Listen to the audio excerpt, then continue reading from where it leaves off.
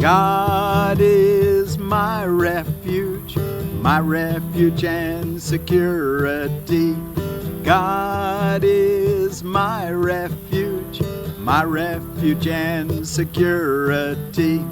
I will identify with what I think is refuge and security. I will behold myself where I perceive my strength, and think I live within the citadel where I am safe and cannot be attacked. Let me today seek not security in danger, nor attempt to find my peace in murderous attack. I live in God, I live in God, I live in God, I live in God. In Him I find my refuge and my strength. In Him is my identity. In Him is my identity. In Him is everlasting peace. In Him is everlasting peace. And only there will I remember who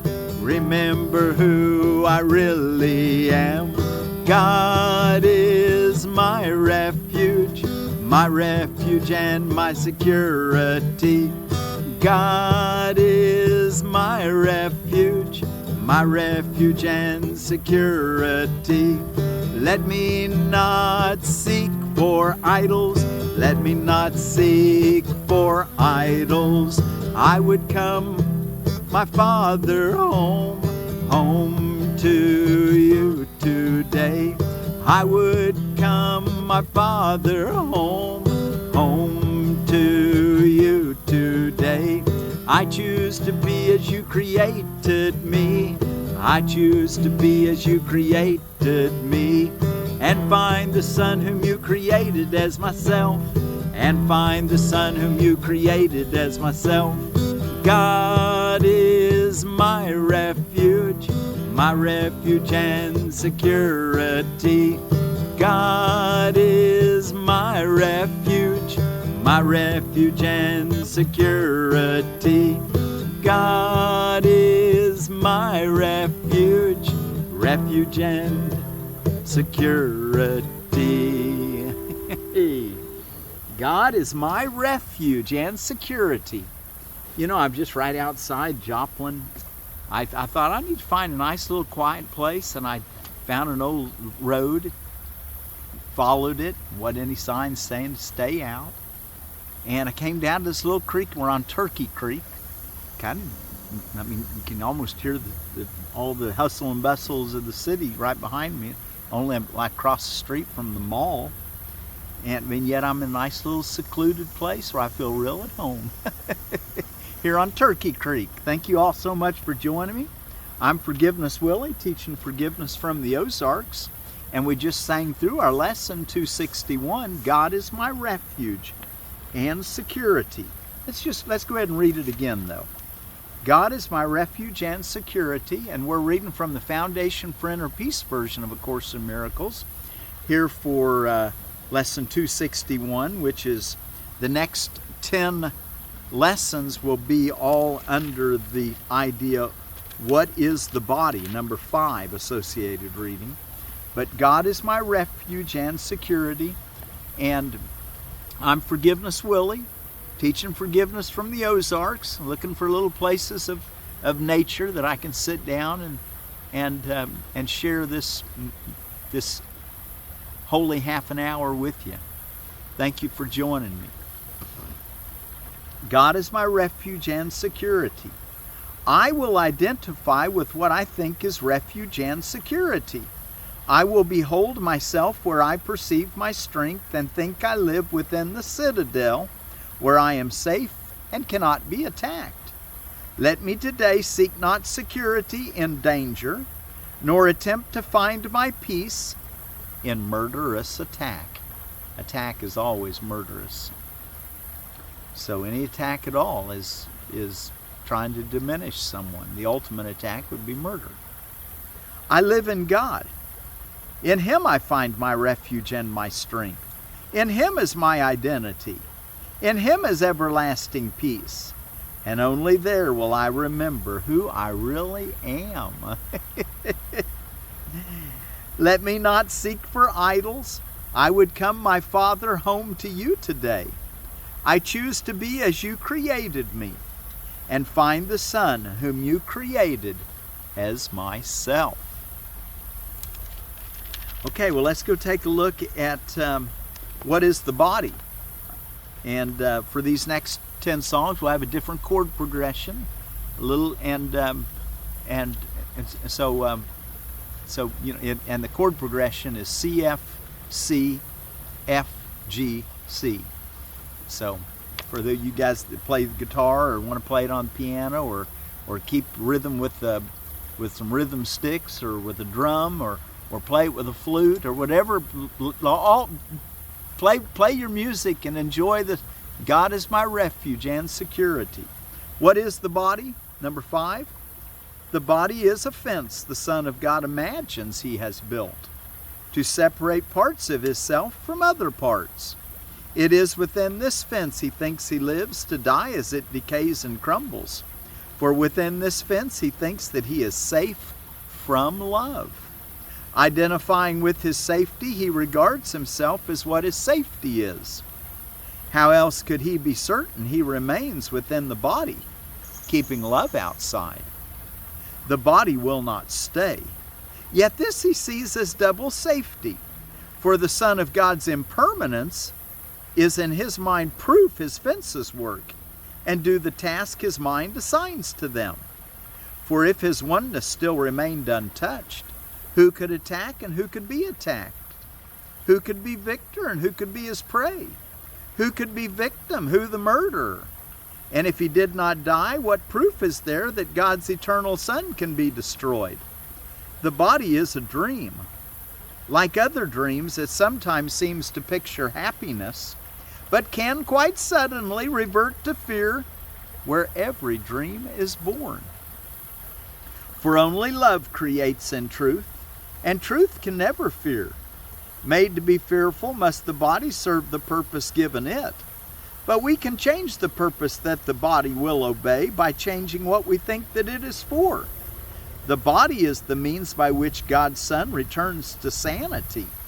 Though it was made to fence Him into hell without escape, yet has the goal of heaven been exchanged for the pursuit of hell. The Son of God extends His hand to reach His brother, and to help him walk along the road with Him. Now is the body holy, when you extend your hand to reach your brother so that he can walk along the road with you? Now is the body holy. Now it serves to heal the mind that it was made to kill. You will identify with what you think will make you safe, whatever it may be. You will believe that it is one with you. Your safety lies in truth, not in lies. Your safety lies in truth and not in lies. Love is your safety. Fear does not exist. Identify with love and you are safe. Identify with love and you are home. Identify with love and find yourself. God is my refuge and security. Okay, let's go back and look in our text reading. We're chapter 28. I told someone the other day that said they had A Course in Miracles. They said, I really should read that book. And I said, well, join me up in my my YouTube. There was somebody else that standing, and they mentioned about the YouTube. Somebody that that has followed me throughout the whole book, Paul and Kathy. And you know, I told them, I mentioned to her, I said, I try to make it the easy way to get through A Course in Miracles. Through the years that I've been studying it, for the last, since, I think I got the book in 92, and I've been studying it since 93, consistently. It must have been my major path since all these years. And I told her, I said, you know, there's so many people that I've noticed, or I've thought this, there's so many people that have never finished the book, and yet they have it. So I hope that this offering of this, you know, sitting in nature with me on your device, and going through the course every day, you'll get through it. And I mentioned this to this woman, and I hope that she joins us. She's a minister of a Unity church, or at least a lay minister. I don't know exactly what her credentials are. But anyway, I appreciate anybody that wants to share about God. Okay, the secret vow in chapter 28, the undoing of fear, Roman numeral 6, the secret vows. Who punishes the body is insane. Who punishes the body is insane. For here the little gap is seen, and yet it is not here. It has not judged itself, nor made itself to be what it is not. It does not seek to make of pain a joy, and look with lasting pleasure in the dust. It does not tell you what its purpose is, and cannot understand what it is for. It does not victimize, because it has no will, no preferences, and no doubts. It does not wonder what it is, and so it has no need to be competitive. It can be victimized, but cannot feel itself as victim. It accepts no role, but does what it is told, without attack. Okay, that's the body. It's a neutral device. But the mind can make all those things. Paragraph 2. It is indeed a senseless point of view to hold responsible for sight a thing that cannot see, and blame it for the sounds you do not like, although it cannot hear. So he's saying in reality, the body can't even hear. It hears things in this dimension, but this isn't even reality. It suffers not the punishment you give because it has no feeling. It behaves in ways you want, but never makes the choice. Isn't that the truth? The body doesn't make the choice. It's the mind that chooses what the body's going to do. It is not born and does not die. Now that's where I got that when I told my kids, when they'd say, "Dad, how old are you?" And I'd say, on my birthday, I'd say, "Well, I never was born. I won't ever die." It is not born and does not die. It can but follow aimlessly the path on which it has been set, and if that path is changed, it walks as easily another way. It takes no sides and judges not the road it travels. It perceives no gap because it does not hate. It can be used for hate, but it cannot be hateful made thereby. It can be used for hate. In other words, the mind can use the body for hate, but it cannot be hateful made thereby. Paragraph 3. The thing you hate and fear and loathe and want, the body does not know. You send it forth to seek for separation and be separate, and then you hate it. Not for what it is, but for the uses you have made of it. You shrink from what it sees and what it hears, and hate it. You hate its frailty and littleness, and you despise its acts, but not your own. It sees and acts for you. It hears your voice, and it is frail and little by your wish. It seems to punish you, and thus deserve your hatred for the limitations that it brings to you. Yet you have made of it a symbol for the limitations that you want your mind to have and see and keep. Paragraph 4. The body represents the gap between the little bit of mind you call your own and all the rest of what is really yours. You hate it, yet you think it is yourself, and that without it would yourself be lost. This is the secret vow that you have made with every brother who would walk apart. This is the secret oath you take again whenever you perceive yourself attacked. No one can suffer if he does not see himself attacked and losing by attack. Unstated and unheard in consciousness, is every pledge to sickness. Yet it is a promise to another to be hurt by him and to attack him in return. 5. Sickness is anger taken out upon the body so that it will suffer pain. Okay, catch that. Sickness is anger taken out upon the body so that it will suffer pain. Your frustration, we call it maybe, is making you sick. Your anger towards your own body not being able to do what you think it ought to do is making you sick. Anger, listen to it. Sickness is anger taken out upon the body so that it will suffer pain.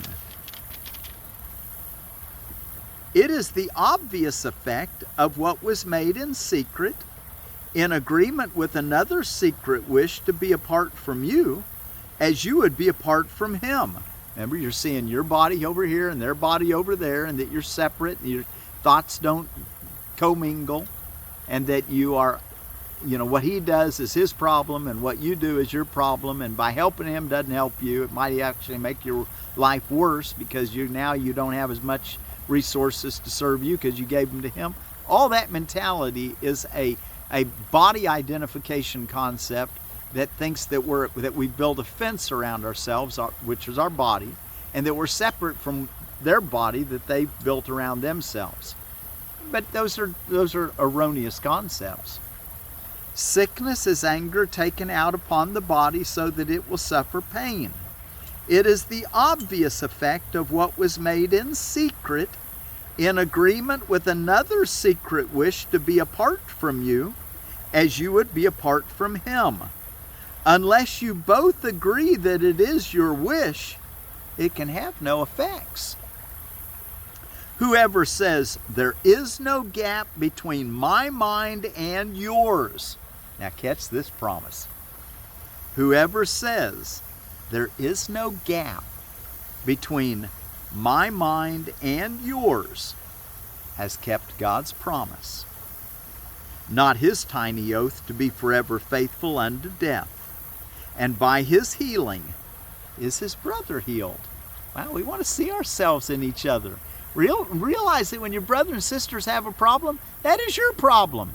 Now, you don't have to solve it the way they're solving it without they might be just going bazonk. Bazonk, is that a word? Anyway, they might be having a lot of difficulty because they're trying to solve it with just their own reasoning. But we've got the Holy Spirit that can solve all problems. You just need to step back and let him do it. But give them to him. Have compassion, empathy, and allow yourself to realize that, okay, their problem is my problem. Let's help each other. Let's let love guide our way. So so whoever says there is no gap between my mind and yours has kept God's promise, not his tiny oath to be forever faithful unto death. And by his healing is his brother healed. And the last paragraph, number 6, finish this section. Let this be your agreement with each one, that you be one with him and not apart. Can we do that? Can we just see ourselves as one with each other and not apart? And he will keep the promise that you make with him, because it is the one he has made to God, as God has made to him. God keeps his promises. His Son keeps his. In his creation did his Father say, you are beloved of me, and I of you forever. Be you perfect as myself, for you can never be apart from me. Let's read that again. God keeps his promises. His Son keeps his. In his creation did his Father say, you are beloved of me, and I of you forever. Be you perfect as myself, for you can never be apart from me. Wow. Be perfect as God, because we can't be apart from God, ever. Matter of fact, I've reduced down that there's only two religions in the world. Way I look at it, you either believe you're separate from God, or you believe you're one with God. Every religion can be based on that, as I'm seeing anyway. I mean, you might have to, call God all that is. Maybe it's not a personality at all, but whatever created you, you're still one with. Okay, let's back it up one more time. God keeps his promises, his Son keeps his. In his creation did his Father say, "You are beloved of me, and I of you forever.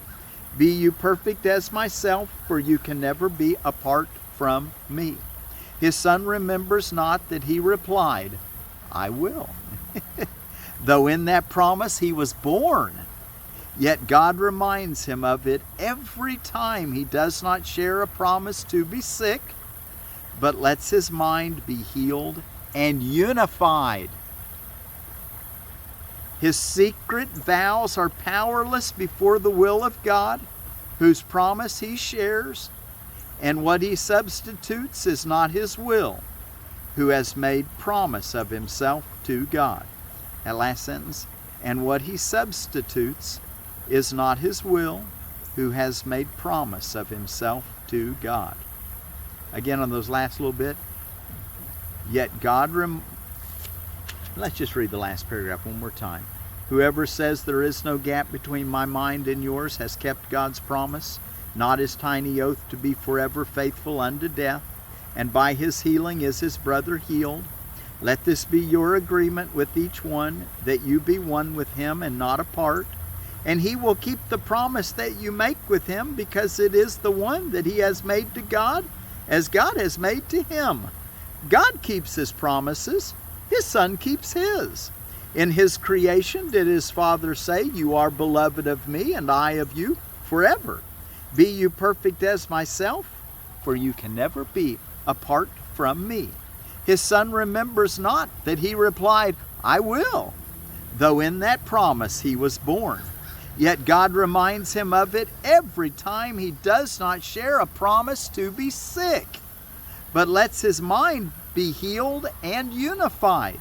His secret vows are powerless before the will of God, whose promises he shares, and what he substitutes is not his will, who has made promise of himself to God. Okay, let's see what's going on around the world today. Now, and let me remind you, be sure to do your 2 longer practice periods, morning and evening, for at least 5 minutes, much longer if you can.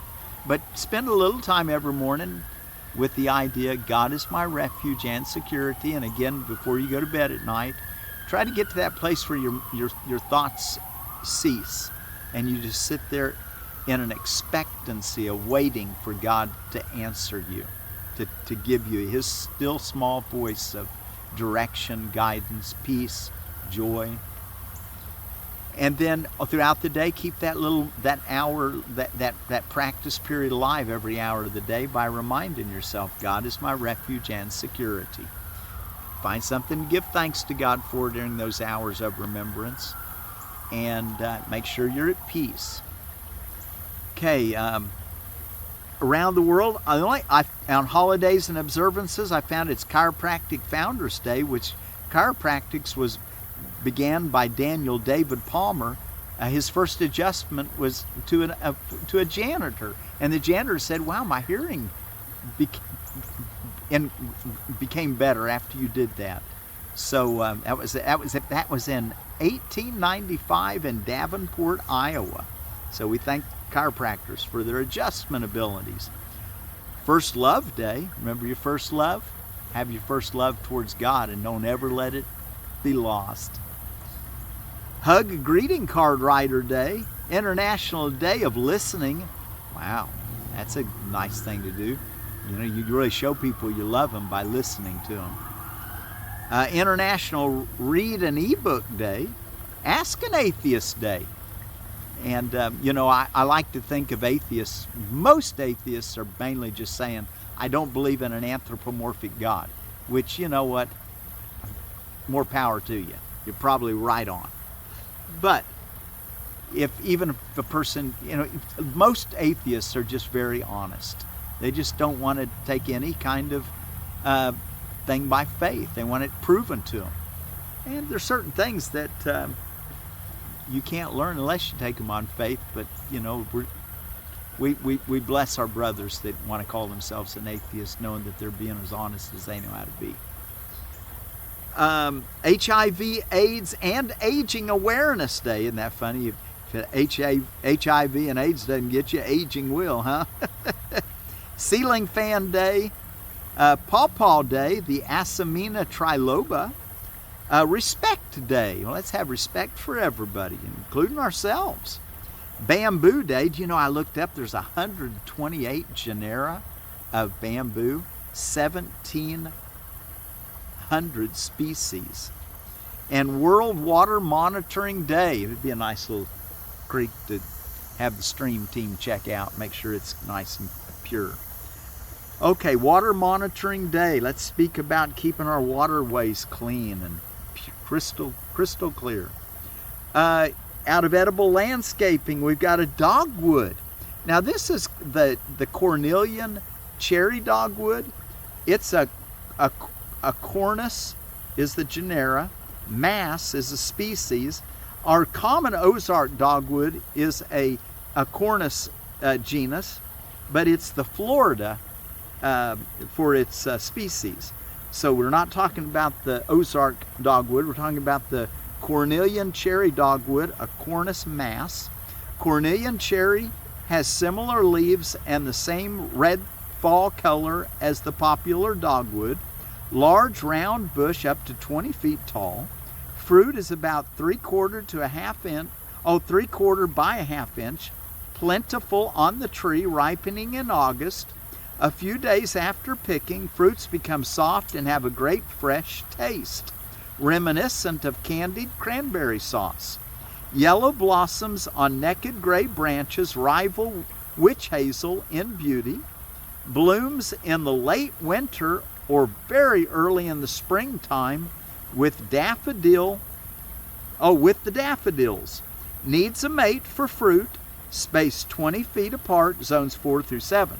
So it'll anywhere here in the Ozarks, and be sure to get 2. They need a mate. And our word for peace we're going to take from our Filipino brothers and sisters of the Philippines.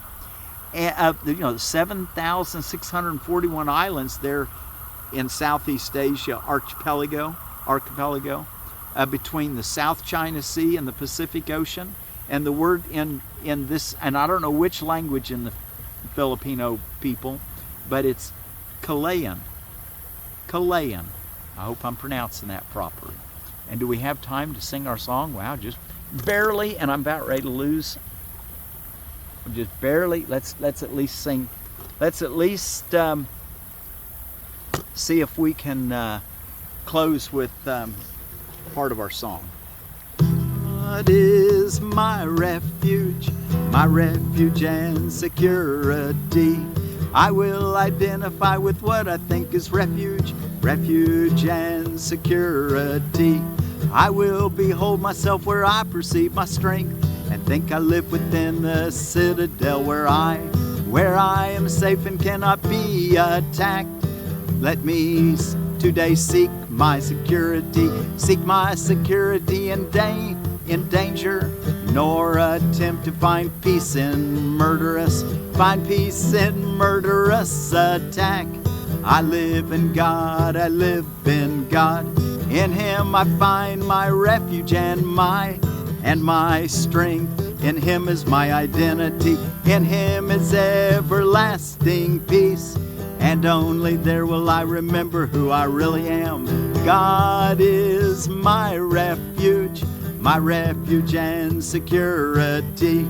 Let me not seek for idols. I would come, my Father, home to you today. I choose to be as you created me and find the Son whom you created as myself. God is my refuge and security. Kaylanaan.